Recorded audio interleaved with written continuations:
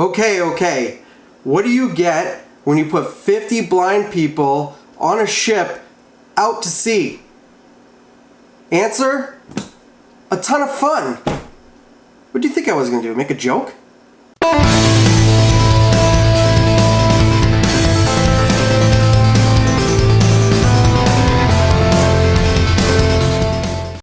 Welcome back to my channel, everybody. This is Vincent Grosso, and you're watching My Visually Impaired Life. And today, I couldn't wait to tell you about my adventures in the deep blue sea, fishing on an amazing ship with amazing people all around me. So, let's get this story started on how it all came to be. Well, I'm going to start off by saying a quote from my friend Jeff, and his quote is, "You can't see the fish, and the fish can't see you, but it makes it both even." So, in other words, fishing is perfect for visually impaired and blind. Don't be afraid to go fishing, even out in the ocean. Don't think you're going to fall in the water. Don't worry about getting seasick. You don't know until you try.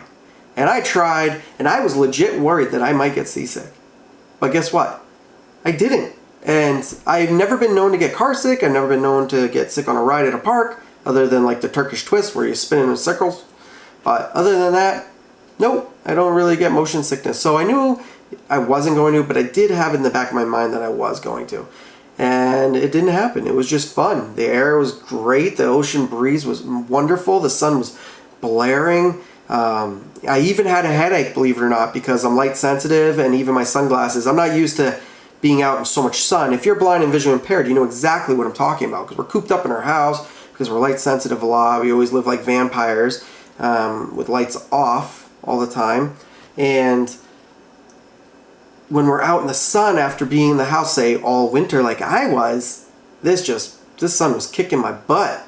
So, but despite the headache, I still went through with everything, and I had a blast. I just made sure I drank a ton of water.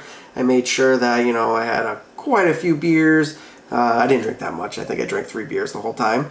But I had a blast. So how did this happen? Well, I got offered to go through my peer support group. My buddy Jeff, he does this every year. And in Seabrook, New Hampshire, there's a company called the Eastman Fishing Fleet.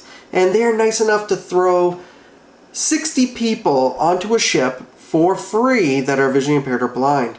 And I think that's amazing. But we all give back. We do donations at the end of the trip. Jeff walks around, he collects it all. Jeff is amazing. He did such a good job. And Jeff is 100% blind, just so you know. He has no light perception whatsoever. And this guy takes care of all of this by himself. I couldn't be more proud of you, Jeff. But anyway, so he got in contact with these people, and then he tells us a peer support, and then around 60 people ended up showing up for this trip. We got about 50 people, I think 50 heads were on the ship. That's pretty good turnout for people that have a hard time getting rides and stuff like that. And they were even allowed to take a certain spouse or a driver. Anybody that drove them could go for free as well, which is amazing. And it's cool that a company could do that. There was also a restaurant right outside the dock to get on the ship. So my awesome, amazing friend Martin and his girlfriend Michelle came and picked me up. So they went 40 minutes out of their way just to pick me up and then take me another hour away just to get on a ship. And then vice versa back home. I thought that was amazing of them. They didn't have to do that, and they totally chose to. In fact, Martin would not let me pay for anything because he's a jerk. But thank you very much, Martin. But we had a blast. We ended up going early to get some food, and we went to a restaurant or a pub, and it's called the Tuna Striker Pub. And that place was phenomenal. The food was good. The Blue Moons were great. And if you don't know what Blue Moon is, it's a fantastic beer. It's a wheat beer. I suggest you try it. But I'm not a huge drinker, and when I do drink, it's not Dos Equis. It's Blue Moon. So try it. There's my ad for this video right there. But anyway, I got fish and chips plate. It was amazing. I totally loved it. They mountained the food on this plate. I could not even finish it. I was like feeling for the haddock, and I'm like, every time I go to the plate thinking I ate all the haddock, there was more chunks of haddock. I'm like, oh my God, I can't eat all this. I'm not taking it with me on the boat. I have to eat all this. But thankfully, my friend Martin is like 6 foot something, and he's a fit guy, but that guy can put down some food like no tomorrow. He had 2 twin lobsters, and I forced him to eat 2 giant chunks of haddock I still had left. So thank you, Martin, for being able to horse that down for me. I just hate wasting food. I hate leaving a plate with food on it. It just makes me feel like God is mad at me for wasting the food. So I always force myself to overeat. And the last thing I wanted to do was overeat and then actually get sick on the ship.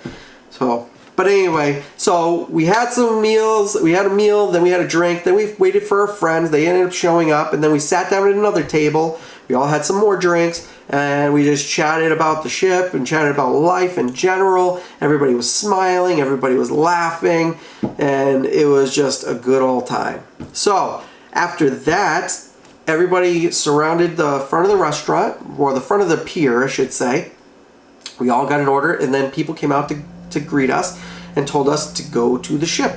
So we did. I did not film me heading to the port because I was nervous I was going to fall in. I had to concentrate on my feet because I was on a dock. Last thing I wanted to do was fall in, and it was all rickety. It wasn't like a big dock you would see at a pier or something like that. This was like a smaller dock to get on the ships, and I was just nervous a little bit that I could fall in or drop my camera. I was more scared of the camera. So I left the camera in my backpack and I walked to the ship. But it would have been a great video shot. So I'm sorry about that. But I got tons of other footage. So I did more filming than fishing. But I will let you know, we got on the ship safely. Everybody got on safely. They tied the boats. They untied the boats. They released us and they set us out about 3 miles around almost 6 o'clock. So we went from 3 miles, stopped, fished a little, and then we went out like I think 4 or 5 more miles, and then we came back. But we stayed from 6 to 8 o'clock at night, so we got to see the sunset, which was really cool. So if you have vision like me where it's very limited, I can't see past 4 feet, but when the picture is bigger and I'm looking at the sky and I see the sunlight from the clouds, and for me, it's a spectacular view. Even though I'm not seeing 100% of it, I still get enough out of it to really appreciate life. And yes, you're gonna see a photo. I caught myself a mackerel, and let me tell you, that sucker was huge. If you see it in the photos, I know it looks like 6 or 7 inches only, but trust me, that thing was like 5 feet long, okay? The picture's deceiving. Don't believe what you see in the picture. So, I caught that guy, and it was way too big. I was like, if I put this in the car, I'm gonna have to lay it on my lap. It's gonna stink the car up. I'm like, I can't do that. So I had them just put it back in the ocean for me. But after I caught that mackerel, everybody was catching mackerel. There was a little girl that caught 5 mackerels in a row, and that was pretty cool. Then I got to film the guy fillet the mackerels, which was really cool. I took some video footage of that. So fair warning, I'm going to upload this video on this video, and if you don't like seeing stuff like that, turn away from the camera if you have any sight to see it. But I figured I'd put it on there. So the kid's filleting it really good. The guy who did it, his name's Kyle. He's part of the Eastman fleet, and he was amazing. Didn't leave our side for 10 minutes. The kid was awesome. He made sure we had everything we needed, and he was a great person to have a conversation with. So he even offered me a sandwich at the end of the trip, which I didn't need because I was so full of haddock. But he was nice enough to ask me if I wanted one for free, which was really cool. Thank you, Kyle. So Jeff took care of everything. Jeff, my buddy who's completely blind, no light perception whatsoever, took care of this whole trip, walked around the whole ship, and talked to everybody, collected the money, and we donated to the captain and the employees to pay for the trip that they did for us for free. So hopefully they got pretty much what they were deserved or more. And Jeff just did amazing. You did an awesome job, buddy. And I took some more photos, and I took videos of the boat moving in the water, and then before I knew it, the trip was over. Then we were coming back to port. And I could tell you, I had no regrets, even with my headache, even with, you know, my light sensitivity, even with my limited vision. I had so much fun, and I will do it again. Now, my only disappointment on this whole trip was the fact that I didn't bring my wife. My wife and I would have loved it. One thing I noticed, visually impaired, blind, or not, there was a lot of couples there, okay?